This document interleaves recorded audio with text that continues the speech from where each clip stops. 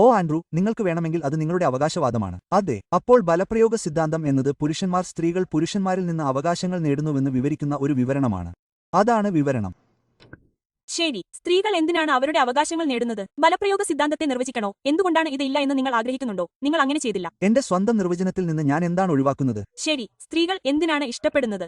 കാരണം അവർ അതെ എന്ന് അപ്പീൽ ചെയ്യേണ്ടത് എന്തുകൊണ്ട്? പുരുഷന്മാർക്ക് ബലപ്രയോഗത്തിൽ കുത്തകയുള്ളതിനാലും ബലപ്രയോഗത്തിൽ അവർക്ക് കുത്തകയുള്ളതിനാലും സ്ത്രീകൾ എല്ലായ്പ്പോഴും അവരോട് അപ്പീൽ ചെയ്യേണ്ടതിനാലും സ്ത്രീകൾ അവരുടെ നേട്ടം നേടുന്നു. ഉദാഹരണത്തിന്, ഇപ്പോൾ ഏതെങ്കിലും മിഡിൽ ഈസ്റ്റേൺ രാജ്യത്തായിരുന്ന സ്ത്രീകൾ പുരുഷന്മാരിൽ നിന്ന് അവരുടെ അവകാശങ്ങൾ ആഗ്രഹിച്ചു. പുരുഷന്മാർ അവർക്ക് ഒരു അവകാശവും നൽകാൻ ആഗ്രഹിച്ചില്ലെങ്കിൽ മറ്റു പുരുഷന്മാരോടോ അവർക്ക് അവകാശങ്ങൾ നൽകാത്തവരോടോ അഭ്യർത്ഥിക്കുന്നതിന് പകരം അവർക്ക് ലഭിക്കാവുന്ന ഒരു സഹായമെങ്കിലും നിങ്ങൾക്ക് എനിക്ക് കാണിച്ചു തരാമോ? എല്ലാവരെയും നശിപ്പിക്കാൻ കഴിയുന്ന ഒരു ബോംബ് അവർക്ക് കണ്ടുപിടിക്കാൻ കഴിയുമെന്ന് ഞാൻ അർത്ഥമാക്കുന്നു. പുരുഷന്മാർ രണ്ടാം പൗരന്മാരായി കണക്കാക്കുമ്പോൾ സ്ത്രീകൾ അധികാരത്തിൽ നിന്ന് പുറത്താക്കാൻ വിജയകരമായി ശാരീരിക ബലപ്രയോഗം നടത്തിയതിന്റെ ഒരു ചരിത്ര ഉദാഹരണം നിങ്ങൾക്ക് എനിക്ക് തരാമോ? ഇല്ല. പക്ഷേ ശാരീരിക ബലപ്രയോഗം അധാർമികമാണെന്ന് ഞാൻ സത്യസന്ധമായി വിശ്വസിക്കുന്നു. ബലപ്രയോഗ സിദ്ധാന്തത്തിലെ എന്റെ പ്രശ്നം എന്താണ്? നിങ്ങളുടെ അഭിപ്രായം എന്താണ്? തീർച്ചയായും അതാണ് നിങ്ങളുടെ നിർവചനം. പക്ഷേ എന്തുകൊണ്ടാണ്? എന്റെ അഭിപ്രായം പുരുഷന്മാർ വളരെ ദയുള്ളവരാണെന്ന് വീണ്ടും വളരെ വ്യക്തമാണ്. കാരണം നിങ്ങൾ പുറകിൽ തട്ടാൻ ആഗ്രഹിക്കുന്നു. നിങ്ങൾക്കറിയാമോ, ലോകത്ത് പുരുഷന്മാർക്ക് നന്ദി കാണിക്കാൻ ഞാൻ ആഗ്രഹിക്കുന്നു. കാരണം അവർക്ക് ബലപ്രയോഗത്തിൽ കുത്തകയുണ്ട്. ഏത് സമയത്തും അവരുടെ സ്വന്തം ഇഷ്ടങ്ങൾക്കനുസരിച്ച് എല്ലാ സ്ത്രീകളെയും അടിമകളാക്കാം. നിങ്ങൾക്കറിയാമോ, ഇത് ശരിക്കും രസകരമാണ്. കാരണം ഇത് വളരെ കാത്തിരിക്കുക. ഞങ്ങൾ ക്ഷമിക്കണം. കാത്തിരിക്കൂ. നമ്മെ അടിമകളാക്കരുതെന്ന് തീരുമാനിച്ചതിന് സ്ത്രീകൾ നിങ്ങളോട് നന്ദി പറയണമെന്ന് നിങ്ങൾ കരുതുന്നുവെന്ന് സങ്കൽപ്പിക്കുക. ഇവിടെ ആശയം ലളിതമാണ്.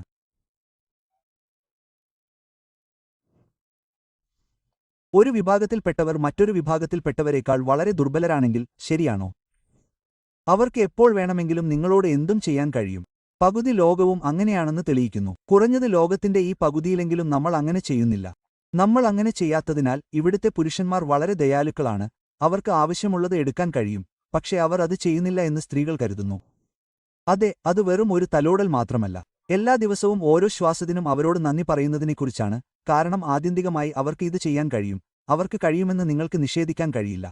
ശരി, ഒരു ധാർമ്മിക ബാധ്യതയുണ്ടെന്ന് നിങ്ങൾ വിശ്വസിക്കുന്നുണ്ടോ? നിങ്ങളുടെ കാര്യം പോലെ നിങ്ങൾക്ക് ധാർമ്മിക ബാധ്യതയെ ന്യായീകരിക്കാൻ കഴിയുമെന്ന് ഞാൻ വിശ്വസിക്കുന്നില്ല. ശരി, ഞാൻ നിങ്ങളോട് ചോദിക്കാൻ ആഗ്രഹിക്കുന്നു, ഒരു ധാർമ്മിക നീതി ഉണ്ടെന്ന് നിങ്ങൾ കരുതുന്നുണ്ടോ? ഇല്ല, അതൊരു അവകാശവാദമല്ല. ശരി, അത് അങ്ങനെയായിരിക്കണം. എനിക്ക് നിങ്ങളെ ഇഷ്ടമാണ്. നിങ്ങളുടെ കുറിപ്പടി കേൾക്കാൻ ഞാൻ ആഗ്രഹിക്കുന്നു. ഇതൊരു കുറിപ്പടി അവകാശവാദമല്ല, അതൊരു വിവരണാത്മക അവകാശവാദമാണ്. എനിക്കറിയാം, അത് കുറിപ്പടി ആയിരിക്കണമെന്ന് ഞാൻ ആഗ്രഹിക്കുന്നു. ഏറ്റവും കുറഞ്ഞത് ചെയ്യുന്നത് എങ്ങനെയോ ഒരു വലിയ കാര്യമാണെന്ന് നിങ്ങൾ വിശ്വസിക്കുന്നതിനുള്ള നിങ്ങളുടെ ധാർമ്മിക ന്യായീകരണം എന്താണെന്ന് ഞാൻ കേൾക്കാൻ ആഗ്രഹിക്കുന്നു. നിങ്ങളുടെ ധാർമ്മികത എന്താണ്? നിങ്ങൾ കൃതജ്ഞത അർത്ഥമാക്കുന്നുണ്ടോ? ഇല്ല, നന്ദിക്കുള്ള നിങ്ങളുടെ ധാർമ്മിക ന്യായീകരണമല്ല. നിങ്ങളുടെ വിശകലനത്തിൽ ഞാൻ പറയുന്നത് അങ്ങനെയാണെന്ന് ഞാൻ കരുതുന്നു. അതെ. ഓരോ പുരുഷനും ഏതു ഘട്ടത്തിലും ഒരു സ്ത്രീയെ കീഴടക്കി അവന്റെ ഇഷ്ടം അവളുടെ മേലടിച്ചേൽപ്പിക്കാൻ കഴിയും, അല്ലേ? അവർ അത് ചെയ്യാതിരിക്കാൻ തിരഞ്ഞെടുക്കുന്നു. അപ്പോൾ അവർ അത് ചെയ്യാൻ തീരുമാനിച്ചാലോ? അത് എന്തുകൊണ്ട് ശരിയാകും എന്നതിന് നിങ്ങൾക്ക് ഒരു ധാർമ്മിക ന്യായീകരണമുണ്ടോ? എനിക്കറിയാം, പക്ഷേ എന്റെ കാഴ്ചപ്പാട് മാത്രമേ ഒരു ധാർമ്മിക ന്യായീകരണം നൽകുന്നുള്ളൂ എന്ന് ഞാൻ വിശ്വസിക്കുന്നു.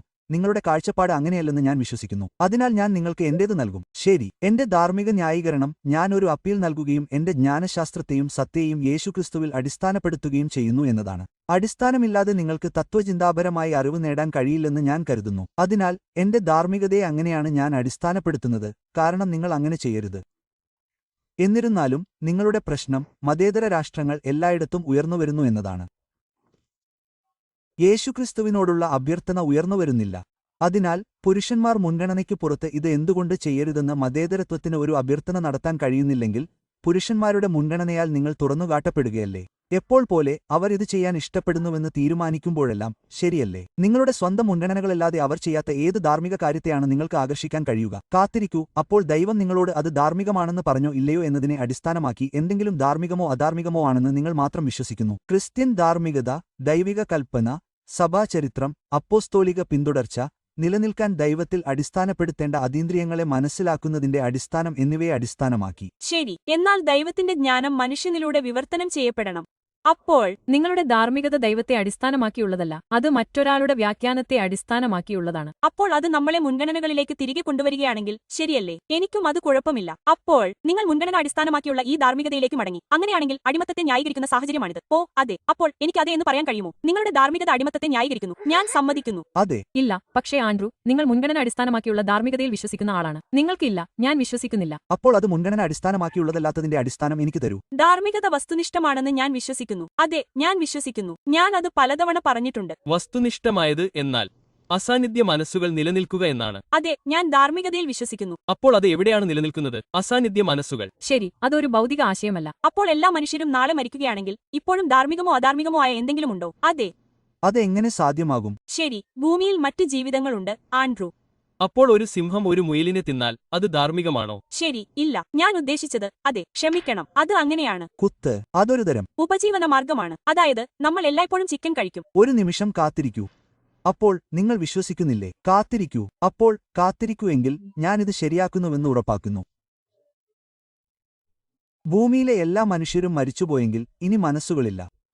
ഇപ്പോഴും ഒരു കാര്യമുണ്ട്. കാത്തിരിക്കൂ. ഇപ്പോഴും ധാർമ്മികതയുണ്ട്. പക്ഷെ ഇപ്പോഴും മനസ്സുകളുണ്ട്. ഇപ്പോഴും മനസ്സുകളുണ്ട്. ഓ ശരി. അപ്പോൾ ധാർമ്മികത എങ്ങനെ നിലനിൽക്കുന്നു? അത് കുരങ്ങൻ ധാർമ്മികതയാണോ? ഞാൻ ഉദ്ദേശിച്ചത് അതെ, ഒരുതരം. അപ്പോൾ വസ്തുനിഷ്ഠമായ മനുഷ്യ ധാർമ്മികതയുണ്ടോ? വസ്തുനിഷ്ഠമായ മനുഷ്യ ധാർമ്മികതയുണ്ടെന്ന് ഞാൻ കരുതുന്നു. ശരി, അപ്പോൾ അത് എങ്ങനെ നിലനിൽക്കുന്നു? അസാന്നിധ്യ മനസ്സ്. കുത്ത്. നിങ്ങൾ അവളെ ഉത്തരം പറയാൻ പ്രേരിപ്പിക്കണം, സുഹൃത്തെ. ഭൂമിയിൽ മറ്റു മൃഗങ്ങളുള്ളതിനാൽ അവൾ പിവറ്റ് ചെയ്യാൻ പോകുന്നു. നിങ്ങൾ ഈ ചോദ്യത്തിന് ഉത്തരം നൽകണം. കേൾക്കൂ, നിങ്ങൾ ഇതിന് ഉത്തരം നൽകണം. എല്ലാ മനുഷ്യ മനസ്സുകളും പോയി. എല്ലാവരും. ഒരു പ്ലേഗ് ഉണ്ടായിരുന്നു. എല്ലാ മനുഷ്യരും മരിച്ചു, അല്ലേ? അപ്പോൾ ഒരു വസ്തുവിനെ വസ്തുനിഷ്ഠമായി ധാർമ്മികമോ അധാർമികമോ ആക്കുന്നത് എന്താണ്? അതിനർത്ഥം ഇനി മനസ്സുകളില്ലെന്നും വ്യാഖ്യാനകന്റെ അഭാവത്തിൽ അത് എവിടെയെങ്കിലും ധാർമ്മികമോ അധാർമികമോ ആയി നിലനിൽക്കുന്നു എന്നുമാണ്. അതെ, വസ്തുനിഷ്ഠമായ ധാർമ്മികത എന്ന ആശയം ഇപ്പോഴും നിലനിൽക്കും. അത് കാണാൻ ആരുമില്ല. അപ്പോൾ ആർക്കാണ് ആ ആശയം കൊണ്ടുവരാൻ കഴിയുക? അത് ഇതിനകം നിലവിലുണ്ട്. നിങ്ങൾ അത് കൊണ്ടുവരാതെ അത് എങ്ങനെ നിലനിൽക്കും? കാരണം നമ്മൾ ഇതിനകം ജീവിച്ചിരിപ്പുണ്ട്. നമ്മൾ ഇപ്പോൾ ഇവിടെയുണ്ട്. അപ്പോൾ നാളെ നമ്മൾ മരിച്ചതുകൊണ്ട് സംഭവിച്ചത് ഇതിനകം സംഭവിച്ചിട്ടില്ല എന്നല്ല അർത്ഥമാക്കുന്നത്. നിങ്ങൾ എല്ലാവരും മരിച്ചിട്ടുണ്ടെങ്കിൽ സങ്കല്പങ്ങൾ എങ്ങനെ നിലനിൽക്കും? ശരി, ആൻഡ്രേ, ഞാൻ നിങ്ങളെ പരിഹസിക്കാം. എല്ലാ മനുഷ്യരും ഒരിക്കലും ഉണ്ടായിരുന്നില്ലെങ്കിൽ മനുഷ്യ ധാർമ്മികതയും നിലനിൽക്കില്ല. ഇല്ല. അപ്പോൾ മനുഷ്യർ ഇനി നിലവിലില്ലെങ്കിൽ മനുഷ്യ ധാർമ്മികതയും നിലനിൽക്കില്ല. ശരി, അത് ഇതിനകം കണ്ടുപിടിച്ചതാണ്. അത് ഇതിനകം നിലവിലുണ്ട്. അതിനാൽ അതെ, നമ്മൾ പോകുമായിരുന്നു. അത് രേഖപ്പെടുത്താൻ നമ്മൾ അവിടെ ഉണ്ടാകില്ല. പക്ഷേ അത് ഇപ്പോഴും നിലനിൽക്കുന്നു. അതൊരു ആശയമാണ്. അത് എവിടെയാണ് നിലനിൽക്കുന്നത്? ഒരു ആശയം അധാർമികമാണ്, അനശ്വരമാണോ? എങ്ങനെയില്ല? ആശയങ്ങൾ അനശ്വരമല്ല. ശരി, ആളുകൾ അവ എഴുതി. അപ്പോൾ അത് അവിടെയുണ്ട്. അവ വായിക്കാൻ ആരുണ്ട്? ആരും. അപ്പോൾ അത് ലഭിക്കുന്നില്ല. അപ്പോൾ അവ എങ്ങനെ നിലനിന്നു? അത് പ്രശ്നമല്ല, പക്ഷേ അത് ഇപ്പോഴും നിലനിൽക്കുന്നു. പ്രശ്നമില്ലാതെ ഒന്നും നിലനിൽക്കില്ല. എവിടെ നിലനിൽക്കാൻ സാധ്യതയുണ്ട്? ഒരു പുസ്തകത്തിൽ. നിങ്ങളൊന്ന് കണ്ടിട്ടുണ്ടോ? ആർക്കും വായിക്കാൻ കഴിയാത്ത ഒരു പുസ്തകം. അതെ, കാരണം ആരും അവിടെയില്ല. പക്ഷേ അത് ഇപ്പോഴും നിലനിൽക്കുന്നു. നിങ്ങൾ എങ്ങനെ ഒരു ആൻഡ്രൂ, എങ്ങനെയുണ്ട്? അസ്തിത്വത്തിനും ഇല്ലയോ എന്നതിനും ഇടയിൽ വ്യത്യാസമുണ്ട്. പ്രധാനപ്പെട്ടതും. സമ്മതിക്കുന്നു. ഒരു പുസ്തകം നിലനിൽക്കുമെന്നും ഒരു പുസ്തകത്തിൽ വാക്കുകൾ ഉണ്ടായിരിക്കുമെന്നും ഞാൻ സമ്മതിക്കുന്നു. അതിനാൽ മാനവികതയിലൂടെയും അടിസ്ഥാന മനുഷ്യ സഹജാവബോധത്തിലൂടെയും മനുഷ്യാനുഭവത്തിലൂടെയും നമ്മൾ പഠിച്ച എല്ലാ വസ്തുനിഷ്ഠമായ ധാർമ്മിക തത്വങ്ങളും ആരെങ്കിലും എഴുതിയാൽ അത് ഇപ്പോഴും നിലനിൽക്കും. ഇല്ല, ഒരു പുസ്തകം മാത്രമേ നിലനിൽക്കൂ, ആശയമല്ല. ആശയം പുസ്തകത്തിലാണ്. പുസ്തകങ്ങളിൽ വാക്കുകളുണ്ട്. അതുകൊണ്ടാണ് നമ്മൾ അവ വായിക്കുന്നത്. ഒരു പുസ്തകത്തിന് അത് വ്യാഖ്യാനിക്കാൻ ഒരു മനസ്സ് ആവശ്യമില്ലേ? തീർച്ചയായും. അതിനാൽ അത് പ്രശ്നമല്ല, പക്ഷേ അത് ഇപ്പോഴും നിലനിൽക്കുന്നു. പുസ്തകം മാത്രമേ നിലനിൽക്കുന്നുള്ളൂ. അതെ, പുസ്തകത്തിൽ ആ ആശയമുണ്ട്. ദൈവമേ, ഈ ആശയത്തിന്റെ ഒരു റെക്കോർഡ് ചെയ്ത പതിപ്പുണ്ട്. അപ്പോൾ അത് ഇപ്പോഴും നിലനിൽക്കുന്നു, പക്ഷേ അത് നിരീക്ഷിക്കാൻ ആരുമില്ല. അപ്പോൾ മനസ്സിലായോ? ഇല്ല, ഒട്ടുമില്ല. നിരീക്ഷിക്കാൻ ആരെങ്കിലും ഇല്ലെങ്കിൽ ഒരു ആശയം എങ്ങനെ നിലനിൽക്കും? ഒരു മരം വീണാൽ അത് നിലനിൽക്കുന്നത് അത് സൃഷ്ടിക്കപ്പെടുകയും രേഖപ്പെടുത്തപ്പെടുകയും ചെയ്തതുകൊണ്ടാണ്, അല്ലേ? ഇപ്പോൾ മനുഷ്യർ നിലവിലില്ല, പക്ഷേ ആശയം ഇപ്പോഴും നിലനിൽക്കുന്നു. വാൻ ഫ്രാങ്കിന്റെ ഡയറി ഇപ്പോഴും നിലനിൽക്കുന്നതുപോലെ അവൾ ഇല്ലെങ്കിലും നിലനിൽക്കുന്നു. ശരിയല്ലേ? ആ പുസ്തകത്തിൽ അവൾ എഴുതിയ ആശയങ്ങൾ അവൾ ഇല്ലെങ്കിലും നിലനിൽക്കുന്നു. അതുകൊണ്ടാണ് നമ്മൾ കാര്യങ്ങൾ എഴുതുന്നത്. പുസ്തകങ്ങൾക്ക് വ്യാഖ്യാതാക്കൾ ആവശ്യമുണ്ടോ? അതെ, അപ്പോൾ അത് പ്രശ്നമല്ല, പക്ഷേ അത് ഇപ്പോഴും നിലനിൽക്കുന്നു. അതിനാൽ കാത്തിരിക്കൂ. ഒരു പുസ്തകം നിലവിലുണ്ട്. ഒരു ആശയം നിലനിൽക്കുന്നില്ല, കാരണം അതിന് ഒരു മനസ്സും വ്യാഖ്യാതാവും ആവശ്യമാണ്. ആശയം നിലനിൽക്കുന്നു. അത് പ്രശ്നമല്ല. ഇല്ല. അതെ. ഇല്ല, മനുഷ്യ ധാർമ്മികത ഇപ്പോഴും നിലനിൽക്കും, പക്ഷേ മനുഷ്യരില്ലെങ്കിൽ അത് പ്രശ്നമല്ല. ഇവിടെ എന്നെ സഹായിക്കൂ. അന്യഗ്രഹജീവികളുടെ രചനകൾ നിറഞ്ഞ ഒരു പുസ്തകം നിങ്ങൾ കണ്ടതായി നമുക്ക് ഒരു നിമിഷം നടിക്കാം. അതിൽ അവരുടെ എല്ലാ ധാർമ്മികതകളും ഉൾപ്പെടുന്നു. തീർച്ചയായും. നിങ്ങൾക്ക് ആ പുസ്തകം വായിക്കാൻ കഴിഞ്ഞില്ല. ശരി. ഈ അന്യഗ്രഹജീവികളും എങ്ങനെ മരിച്ചു? ശരി. ഇപ്പോൾ ആ ആശയം എങ്ങനെ നിലനിൽക്കും? ശരി, ആശയം ഇപ്പോഴും നിലവിലുണ്ട്. അത് ഇപ്പോഴും നിലനിൽക്കുന്നു, പക്ഷേ മനുഷ്യർ അങ്ങനെയല്ല. അതായത് അന്യഗ്രഹജീവികൾക്ക് അങ്ങനെയല്ല. ആൻഡ്രൂ, ഭൗതികമായിട്ടല്ലാതെ എന്തെങ്കിലും വസ്തുനിഷ്ഠമായിരിക്കാൻ കഴിയുമെന്ന് നിങ്ങൾക്ക് മനസ്സിലാകുന്നില്ലേ? ഭൗതിക രൂപമില്ലെങ്കിൽ എന്തെങ്കിലും നിലനിൽക്കില്ല എന്നതുപോലെ. സുഹൃത്തെ, ഞങ്ങൾ നിങ്ങളെ ഒരു ബയോളജി ക്ലാസ്സിലോ മറ്റോ പോലെ ഉൾപ്പെടുത്തണം. നിങ്ങൾക്ക് ഇത് എങ്ങനെ മനസ്സിലാകുന്നില്ല? നമ്മൾ എന്തിനാണ് ഇതിനെക്കുറിച്ച് ചുറ്റിത്തിരിയുന്നത്? ഇതൊരു അടിസ്ഥാന ആശയമാണ്. അതെ, ഞാൻ അടിസ്ഥാനപരമായി ഇത് മനസ്സിലാക്കാൻ ശ്രമിക്കുകയാണ്. നിങ്ങൾ അടിസ്ഥാനപരമായി ബുദ്ധിമുട്ടുകയാണ്. അത് സത്യമാണ്. എനിക്ക് ഇതിനോട് പൂർണ്ണമായും ബുദ്ധിമുട്ടുകയാണ്, കാരണം അത് പ്രശ്നമല്ലെന്ന് തോന്നിയാലും എന്തെങ്കിലും നിലനിൽക്കുമെന്ന് നിങ്ങൾ കരുതുന്നില്ല. മനുഷ്യരില്ലാത്തതിനാൽ അത് ഇനി പ്രധാനമല്ല. പക്ഷേ അത് ഇപ്പോഴും സംഭവിച്ചു, അത് ഇപ്പോഴും നിലനിൽക്കുന്നു. അപ്പോൾ ചക്ക് എന്ന പേരുള്ള എല്ലാവരെയും കൊല്ലരുത് എന്നൊരു ആശയം ഞാൻ ഒരു കടലാസിൽ എഴുതിയാൽ നിങ്ങൾക്ക് തോന്നുന്നുണ്ടോ? ശരി. ചക്ക് എന്ന പേരുള്ള എല്ലാവരെയും കൊല്ലരുത്, അല്ലേ? ഞാൻ മരിക്കും. ശരി. ശരി. ചുറ്റും ആരുമില്ല. ചക്കിനെ കൊല്ലാതിരിക്കുന്നത് അധാർമികമാണെന്ന് ഇപ്പോൾ വസ്തുനിഷ്ഠമായി ശരിയാണോ?